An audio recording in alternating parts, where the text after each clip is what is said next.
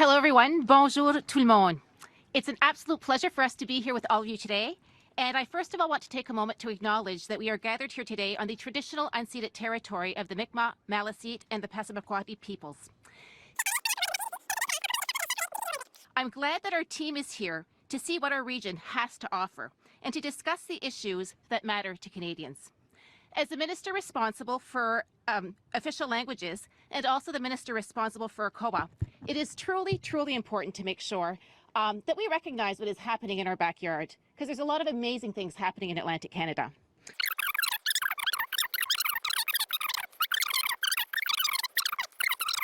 And that is why that we are pleased to be here today with my colleagues this afternoon. And we are here ready to deliver the support needed to build a better and brighter future for all Canadians.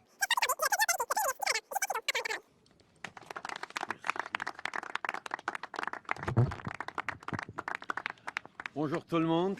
Quel plaisir d'être ici à St. Andrews en compagnie évidemment de ministres et de notre équipe formidable du Nouveau-Brunswick. Merci Ginette pour cette introduction. Je suis très heureux aussi d'être ici, comme j'ai dit, avec nos ministres, dont la vice-première ministre Freeland, les ministres Duclos, Hussein, Leblanc et Boissonneau, et les membres du caucus du Nouveau-Brunswick, Wayne Long, Jenica Atwin, Serge Cormier, René Arsenault. Avant de commencer, je veux parler brièvement de la crise actuelle au Pakistan, qui est confrontée aux pires inondations de l'histoire récente.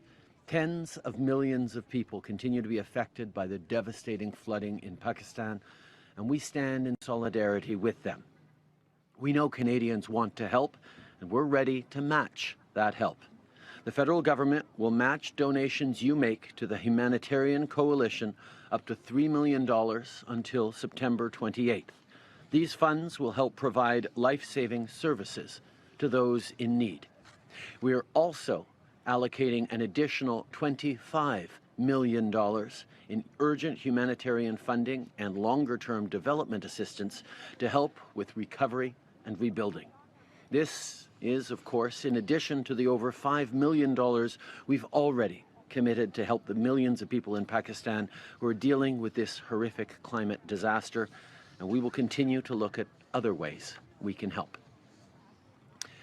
This week, Caucus is meeting here in St. Andrews by the Sea to talk about the important issues facing Canadians, like the cost of living.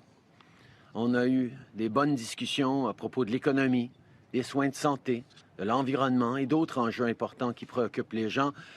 Et notre objectif en tant que gouvernement est très clair, c'est d'obtenir des résultats pour les Canadiens. Global inflation, caused by COVID-19 and Putin's invasion of Ukraine, has made cost of living a real challenge for lots of people.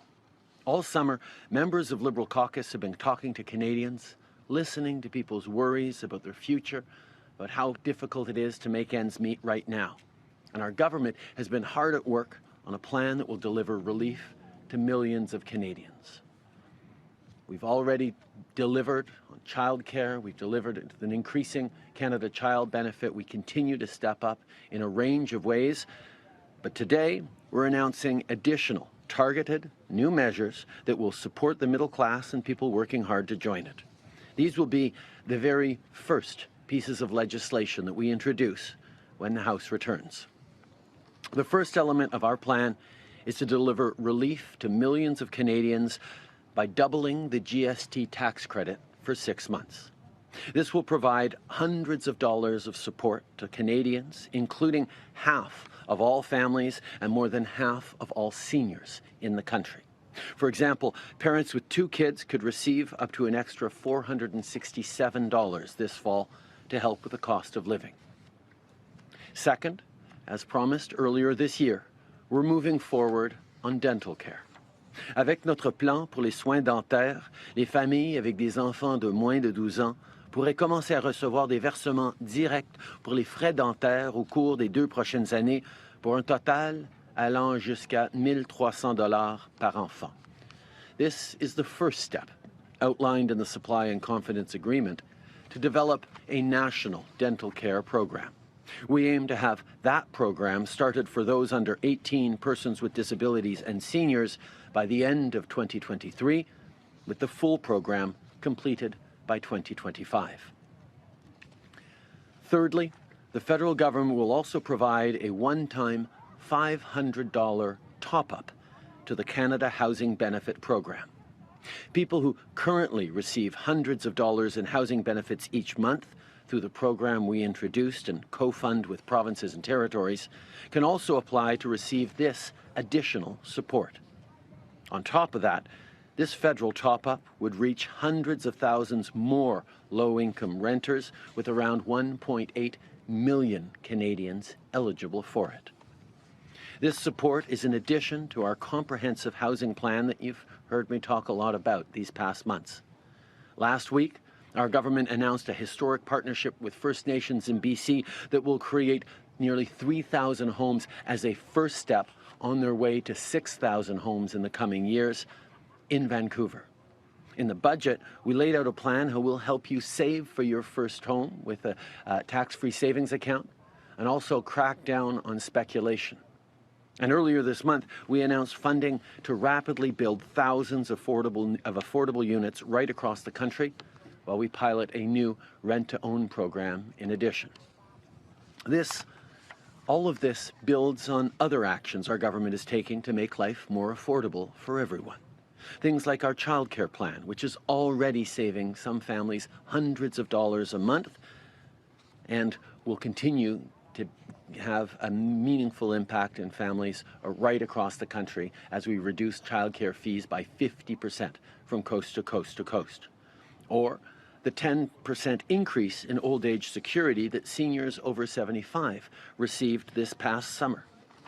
Nos autres mesures déjà prises pour aider avec le coût de la vie comptent aussi, comme la bonification de l'allocation canadienne pour les travailleurs, qui a donné des centaines, voire des milliers de dollars en soutien à des travailleurs quand ils ont fait leur déclaration de revenus cette année. Et on augmente des prestations comme l'allocation canadienne pour enfants ou le régime des pensions du Canada pour suivre l'inflation. These measures all put people at the center of our plan to grow the economy. They are targeted to the middle class and people working hard to join it while we continue to be responsible with public finances. We are retaining fiscal firepower and, at the same time, ensuring that those who need support don't get left behind. The help we're announcing today will make a big difference for the people who get it in a targeted way that will not stoke inflation. Above all, we will keep growing the economy, creating good jobs for people, and making sure that Canadians are at the center of everything we do. Our government is focused on building an economy that works for all Canadians.